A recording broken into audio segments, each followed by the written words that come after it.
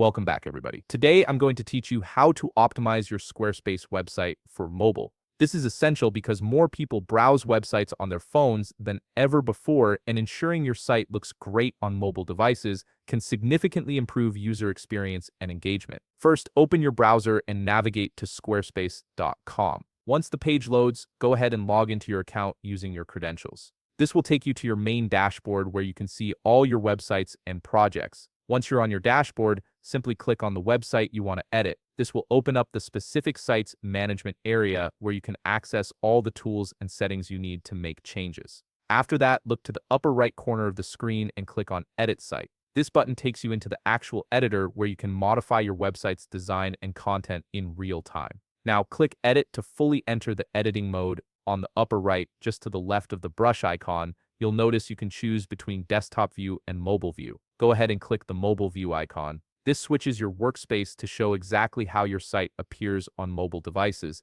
and here you can rearrange the blocks and elements you have on your page. Let's try resizing an image to see how this works. The great thing about making changes in mobile view is that adjustments you make here won't affect how things look on desktop. So after resizing the image, let's switch back to desktop view. As you can see, the size of the image remains exactly the same as it was before. Your desktop layout is completely untouched. Now let's go back to mobile view and try rearranging the text and button elements. Move things around until they look balanced and easy to read on a smaller screen. Once you're satisfied, switch back again to desktop view. You'll notice everything is still in its original position. It didn't change at all. However, there's an important distinction to understand. If you make a major change, like altering text formatting, the effect will carry over to both views. Let me show you what I mean. Click on the text element, then click the pencil icon to edit it. Now change the text alignment to center. After making this change, go back to desktop view, and you'll see the text is now centered there as well. So here's the rule to remember.